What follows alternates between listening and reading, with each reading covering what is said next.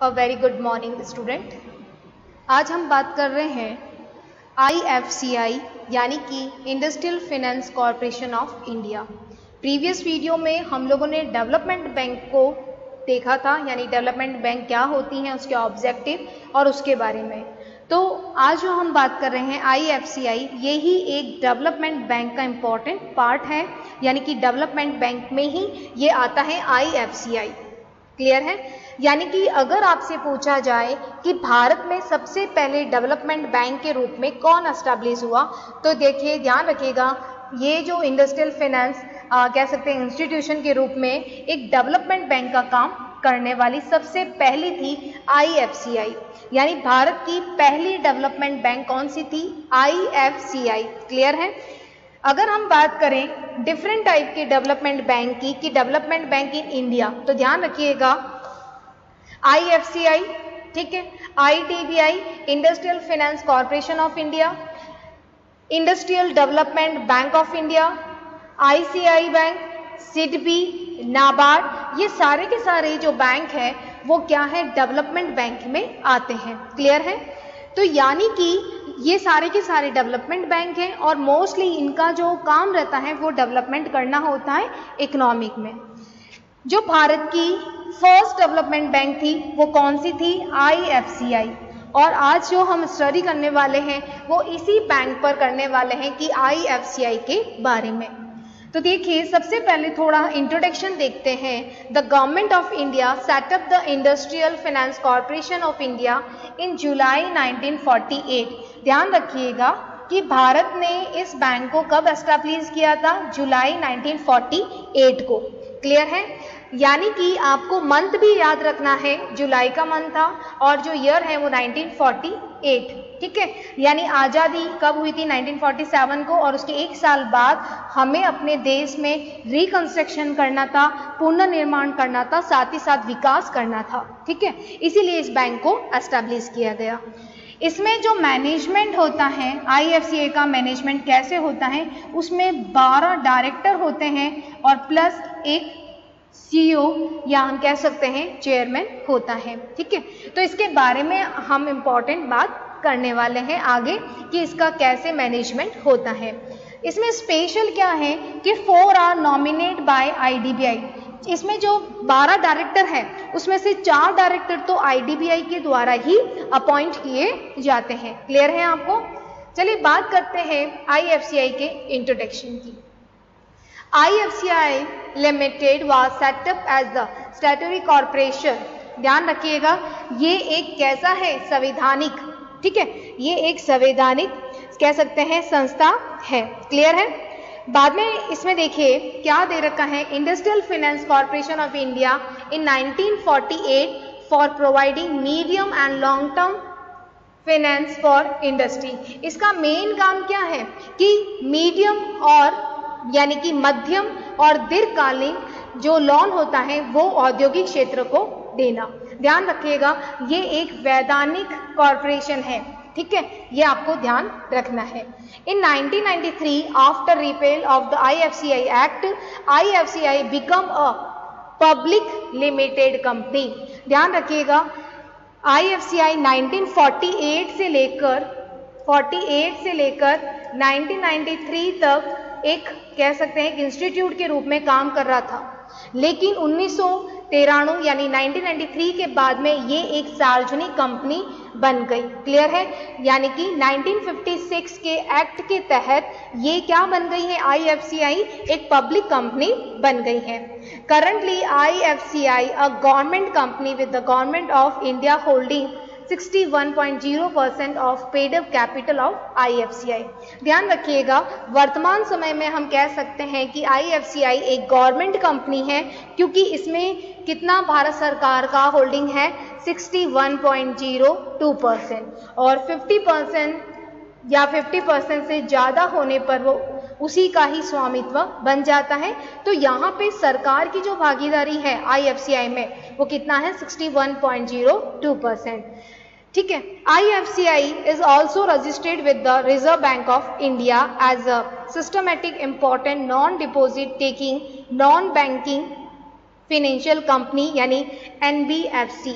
and is also notified public financial institution under section 272 of the companies act 2013। यानी IFCI अभी जो है वो नॉन बैंकिंग फाइनेंशियल कंपनी के रूप में काम कर रही है।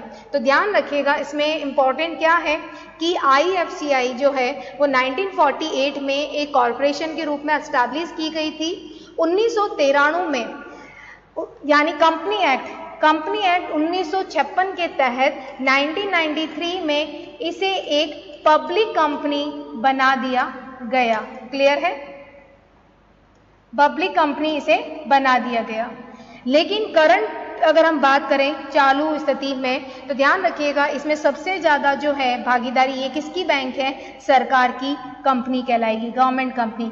क्या रीजन है? क्योंकि 61.02% पेड अप कैपिटल किसकी है? सरकार की भागीदारी इसमें है। क्लियर है? IFCI जो रजिस्टर्ड है वो रिजर्व बैंक ऑफ इंडिया में है एज ए सिस्टमेटिक, यानी बिल्कुल आप कह सकते हैं सिस्टमेटिक तरीके से, और अभी ये नॉन बैंकिंग फाइनेंशियल कंपनी के रूप में भी कार्य कर रही है। क्लियर है?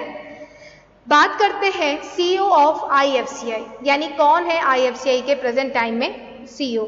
श्री मनोज मित्तल। ठीक है, कौन है? Shri Manoj Mittal, managing director and chief executive officer. Clear है? The appointment committee of the cabinet AC on 11 जून, यानी बिल्कुल करंट टाइम की बात की जा रही है कि इनका अपॉइंटमेंट कब हुआ है? जून 11 2021, यानी 2021 में ही ये अपॉइंट हुए हैं।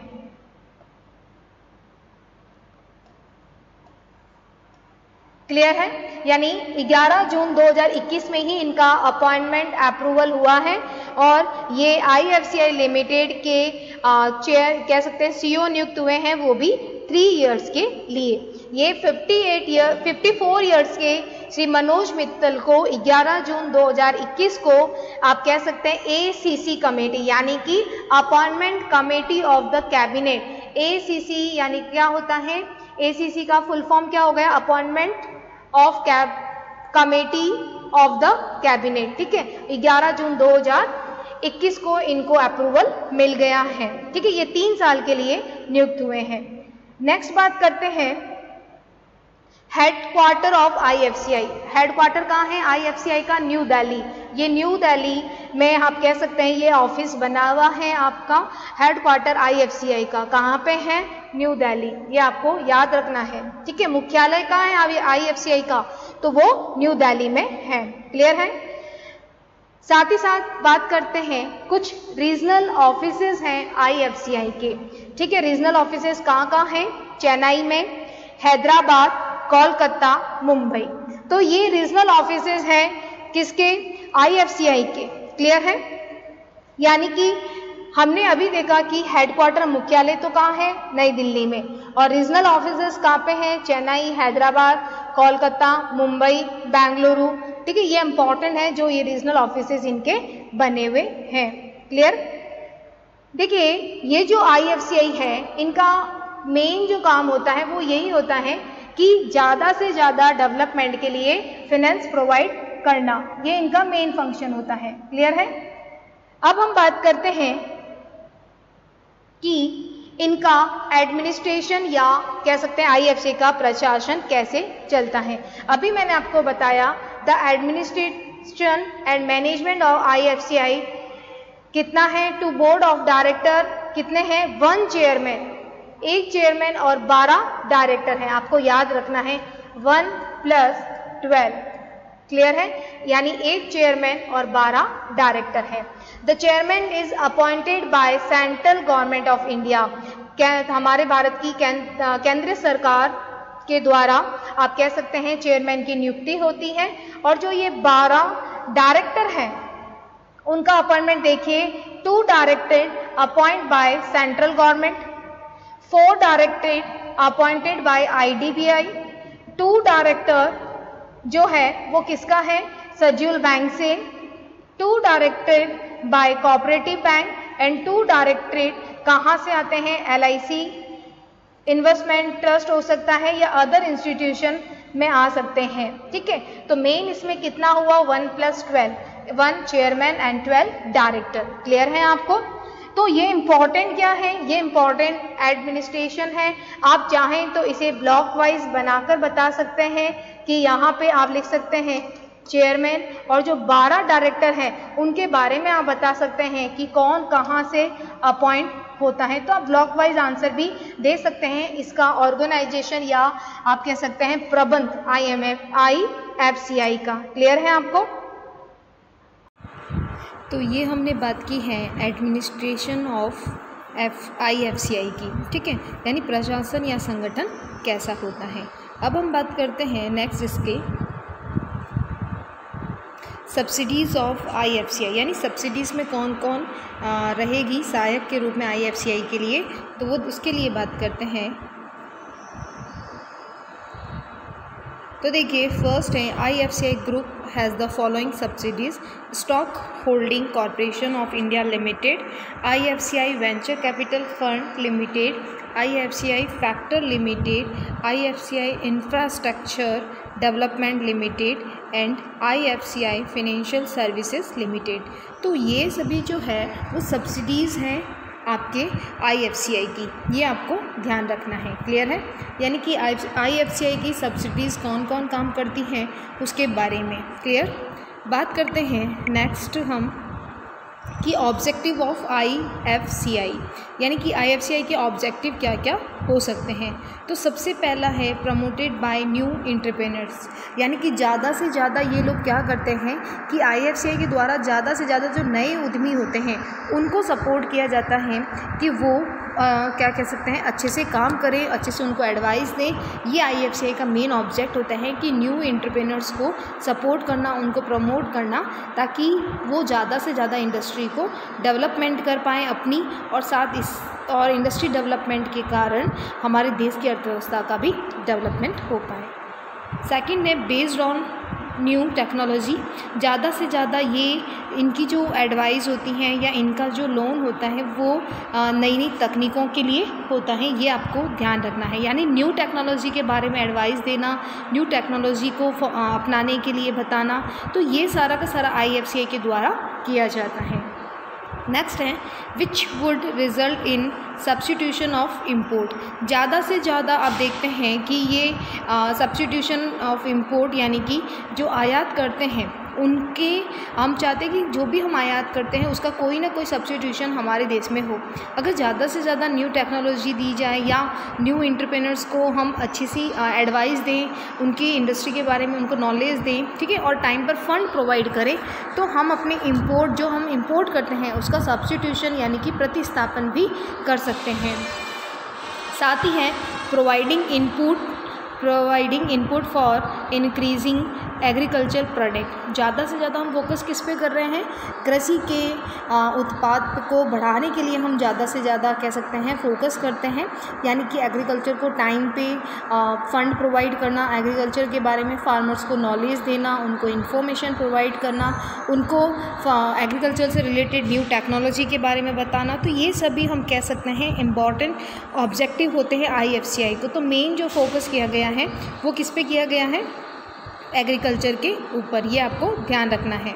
चलिए नेक्स्ट बात करते हैं इसके फंक्शन ऑफ IFCI, यानी फंक्शन क्या रहे हैं IFCI का। तो इससे पहले अगर हम बात करें कि IFCI का जो है, ये हमने ऑब्जेक्टिव देखे। अगर मैं IFCI की कैपिटल के बारे में बात करूं तो ध्यान रखिएगा, IFCI जब एस्टेब्लिश हुआ था तब उसकी कैपिटल कितनी थी, 5 करोड़। इसकी प्रदत्त पूंजी थी, कितनी थी, 5 करोड़। ठीक है, तो ये इसकी प्रदत्त कैपिटल थी, जिसे कह सकते हैं कि 1962 में इस कैपिटल को बढ़ाकर 7 करोड़ कर दिया गया। ठीक है, इसके साथ ही साथ कि जो IFCI है वो लोन तो देता ही है लेकिन गारंटी भी देता है। गारंटी किसकी, फॉरेन करेंसी से रिलेटेड। क्लियर है आपको? साथ ही साथ ये भारत सरकार की परमिशन लेकर फॉरेन करेंसी जो है वो अगर किसी इम्पोर्टर को चाहिए तो वो भी प्रोवाइड करता है। क्लियर? तो ये इम्पॉर्टेंट है कि इसकी कितनी कैपिटल है।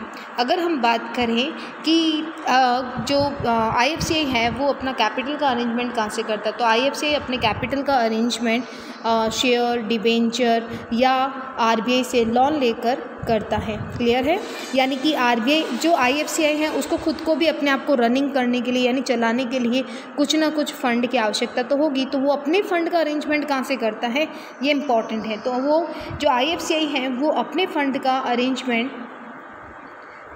कह सकते हैं शेयर, ठीक है, डिबेंचर से, डिबेंचर इशू करके, साथ ही साथ RBI से लोन लेकर अपने कैपिटल का अरेंजमेंट करता है। क्लियर है? कभी कभी अगर नीड हो तो वो गवर्नमेंट ऑफ इंडिया से भी क्या कर सकता है, लोन ले सकता है। क्लियर है? और साथ ही साथ सबसे इम्पॉर्टेंट है कि वो फॉरेन इंस्टीट्यूशन से भी लोन लेकर कह सकते हैं कि जिनको आवश्यक है, जिस बिजनेसमैन को, जिन बोरोवर्स को आवश्यक है, उनको ये लोन प्रोवाइड करता है। तो आपको ध्यान रखना है, आप एक इसमें पॉइंट और बना के लिख सकते हैं कि sources of IFCI। Sources of IFCI का मतलब हो गया कि जो मुख्य स्रोत कौन से हैं कि अपनी कैपिटल का अरेंजमेंट IFCI कहाँ से करता है, तो वो आपको ध्यान रखना है। शेयर कैपिटल हो गया, डिवेंचर हो गया, RBI लोन हो गया, गवर्नमेंट ऑफ इंडिया से लोन हो गया, और फॉरेन जो इंस्टीट्यूशन है उनसे भी लोन लेकर ये अपना फ़ंड का अरेंजमेंट करता है। क्लियर है? अगर बात करें कि इनकी ऑथराइज कैपिटल, अब इनकी ऑथराइज कैपिटल है वो 10 करोड़ निर्धारित की गई, और आप कह सकते हैं इसका 50% पदक पूंजी के रूप में निर्धारित की गई, यानी 50। ठीक है? बाद में इसकी जो ऑथराइज कैपिटल है 10 करोड़ से 50 करोड़ तक कर दी गई, और इसकी पेडअप कैपिटल को भी 55% से बढ़ा दिया गया। तो ये आपको ध्यान रखना है। IFCI के जो शेयर्स होते हैं वो मेन कौन खरीदता है, यानी कि industrial development bank, commercial bank या LIC, या आप देखते हैं जनरल इंश्योरेंस कॉरपोरेशन और कोऑपरेटिव जो सोसाइटी है के द्वारा परचेज़ किए जाते हैं। यानी IFCI के जो शेयर्स होते हैं वो मोस्टली किसके द्वारा परचेज़ किए जाते हैं, तो वो आपको ध्यान रखना है। तो चलिए, ये हमने कैपिटल के बारे में भी डिस्कस कर लिया। अब हम इम्पॉर्टेंट है कि बात करते हैं फंक्शन ऑफ IFCI। देखिए, पहला फंक्शन कहता है the corporation grant loan and advance to industrial concern. ध्यान रखिएगा कि IFCI जो है वो लोन भी देता है, एडवांस भी देता है इंडस्ट्रियल सेक्टर को। क्लियर है? यानी कि जो ऋण देने के साथ साथ में वो क्या कर रहा है, वो साथ ही साथ आपको एडवांस भी इंडस्ट्रियल सेक्टर को प्रोवाइड करता है। The granting loan must be both in rupees and foreign currency. ध्यान रखिएगा कि ये इंडस्ट्रियल सेक्टर को फॉरेन करेंसी में भी लोन प्रोवाइड करता है और इंडियन रुपीज़ में भी लोन प्रोवाइड करता है, ये आपको ध्यान रखना है। क्लियर है? आगे इसकी बात करते हैं कि नेक्स्ट ये क्या कह रहा है इसका function. The corporation underwriter the issue of stock, bond and share etcetera. ध्यान रखिएगा कि IFCI के द्वारा जो स्टॉक, शेयर, बॉन्ड्स होते हैं उनका अंडरराइटर का भी काम किया जाता है, यानी अभिगोपन का भी काम करता है। अभिगोपन का मतलब क्या हो गया कि अगर किसी इंडस्ट्रियल सेक्टर के शेयर और डिबेंचर है वो IFCI परचेज़ कर लेता है, उसके बाद में इसको सेल करता है, और सेल करने के बाद अगर वो सेल नहीं होता है तो IFCI ये गारंटी देता है कि इन शेयर, इन डिबेंचर को वो रखेगा, तो उसे कहते हैं अंडरराइटर। ठीक है? यानी अभिगोपक का काम करता है कौन, IFCI। क्लियर है? साथ ही the corporation can grant loan only to public limited companies and cooperatives but not to private limited company or partnership firm।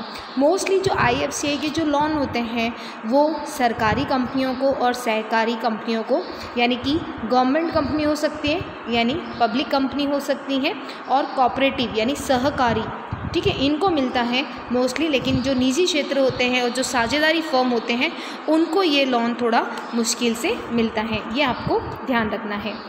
ठीक है? आगे नेक्स्ट इसका जो फंक्शंस हैं या हम देख सकते हैं इसकी क्या क्या एक्टिविटीज़ हैं उसके बारे में बात करते हैं। अब हम बात करते हैं कि ऑपरेटिंग एक्टिविटीज़। ऑपरेटिंग एक्टिविटीज़ का मतलब होता है कि IFCI के द्वारा क्या क्या परिचालन क्रियाएं की जाती हैं। तो फर्स्ट क्या कह रहा है, concessional finance to project in less development area, यानी कि जहाँ पे डेवलपमेंट नहीं है, जहाँ पे डेवलपमेंट नहीं है वहाँ पे क्या कर रहे हैं, बहुत ही रियायती का मतलब कम इंटरेस्ट पे फिनेंस फैसिलिटी दे रहा है। यानी हम कह सकते हैं कि जो पिछड़े क्षेत्र हैं वहाँ पे बहुत ही कम इंटरेस्ट रेट पर, बहुत कम ब्याज दर पर या रियायती फिनेंस का मतलब, या कह सकते हैं कंसेशनल फिनेंस का मतलब क्या होता है, बहुत ही कम इंटरेस्ट रेट पे फंड प्रोवाइड करना। क्लियर है? यानी रियायती वित्त का मतलब हो गया कि बहुत ही कम इस पे इंटरेस्ट चार्ज किया जा रहा है, लेकिन कहाँ, किस एरिया के लिए, जो डेवलपमेंट, जिस एरिया में डेवलपमेंट नहीं हुआ है। क्लियर है? बात करते हैं इसके नेक्स्ट की कि नेक्स्ट पॉइंट क्या कह रहा है, concessional finance for renewable energy system. ये पॉइंट क्या कह रहा है कि ज़्यादा से ज़्यादा ये रियायती जो वित्त है, यानी पहले तो बैकवर्ड एरिया में दिया जा रहा था, लेकिन अब कहाँ दिया जा रहा है, जो नवीनीकरण ऊर्जा कह सकते हैं प्रणाली है, उसके लिए भी ये लोन प्रोवाइड करता है, लेकिन बहुत ही कम ब्याज दर पर। तो कंसेशनल फिनेंस कहाँ पे, रिन्यूएबल एनर्जी सिस्टम को भी प्रोवाइड किया जा रहा है ताकि वो अपने कार्य बहुत अच्छे ऊर्जा में कर सकें। क्लियर है? चलिए नेक्स्ट बात करते हैं और इसकी ऑपरेटिंग की। नेक्स्ट इसकी क्या कह रहे हैं, power of attorney scheme. Power of attorney scheme का मतलब है कि किसी के बदले में, अगर हम इसको पावर ऑफ अटॉर्नी स्कीम का मतलब है किसी के बदले में जो सारे एक्टिविटीज़, जो सारे कार्य होते हैं वो करना। ठीक है? फॉर एग्जांपल कि अगर हम देखते हैं ना कि प्रिंसिपल नहीं है तो उसकी जगह अगर उसने किसी को किसी एजेंट को नियुक्त किया है या किसी को नियुक्त किया है तो वो सारे के सारे फंक्शन उसकी तरफ से परचेज सेल संबंधी एक्टिविटीज़ करता है। तो उसी तरह से अगर किसी इंडस्ट्रियल सेक्टर, कोई इंडस्ट्रियल सेक्टर है या कोई बिज़नेस है, तो वो अगर IFCI को कह सकते हैं अपॉइंट करती हैं, तो वो IFCI उसके बदले में सारा वो कार्य, परचेज है, सेल है, वो सारी एक्टिविटीज़ करता है। नेक्स्ट है ब्रिजिंग लोन। ब्रिजिंग लोन का मतलब होता है घर खरीदने हेतु जो बैंक से लोन मिलता है, उसका काम भी IFCI के द्वारा किया जाता है। नेक्स्ट है सब लोन इन फॉरेन करेंसी, यानी कि हमें जो लोन है वो इंडियन रुपीज़ में तो मिलता है, लेकिन साथ ही साथ फॉरेन करेंसी में भी सपोर्ट मिलता है। ये जो IFCI है वो फॉरेन करेंसी का लोन इसलिए प्रोवाइड करता है क्योंकि IFCI है वो इंटरनेशनल इंस्टीट्यूट से लोन जो है लेता है वो फॉरेन करेंसी में लेता है, ताकि हमारे यहाँ पे जो इंडस्ट्री सेक्टर है उसको फॉरेन करेंसी में लोन प्रोवाइड किया जा सके। तो ये जो हमने देखा वो था ऑपरेटिंग एक्टिविटीज़ के बारे में। तो आज आपने देखा कि हमने ऑपरेटिंग एक्टिविटीज़ डिस्कस की IFCI की, साथ ही हमने फंक्शन ऑफ IFCI को देखा कि IFCI जो है वो आपको कैसे ग्रांट लोन, एडवांस वगैरह देता है, इंडियन रुपीज़ फॉरेन करेंसी में देता है। ठीक है? अंडरराइटर संबंधी फंक्शन करता है।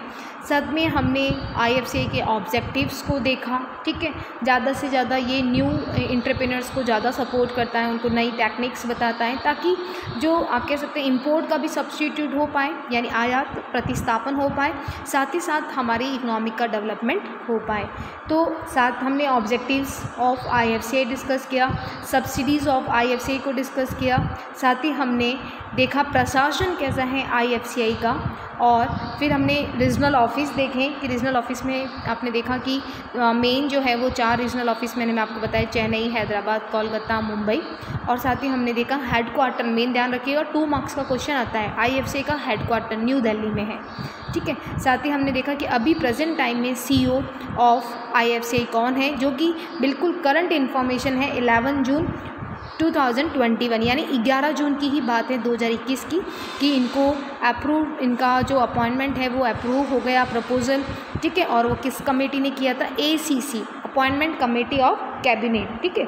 और ये 54 ईयर्स के जो श्री मनोज मित्तल हैं, ये 3 ईयर्स के लिए IFCI लिमिटेड के जो CEO हैं वो बने हैं। तो ये हमने इसके बारे में डिस्कस किया। ध्यान रखिएगा 2 मार्क्स का क्वेश्चन तो सिंपल सा आपसे पूछा जा सकता है कि what is the full form of IFCI, यानी IFCI का फुल फॉर्म क्या है, तो वो आपको पता होना चाहिए, industrial finance corporation of India.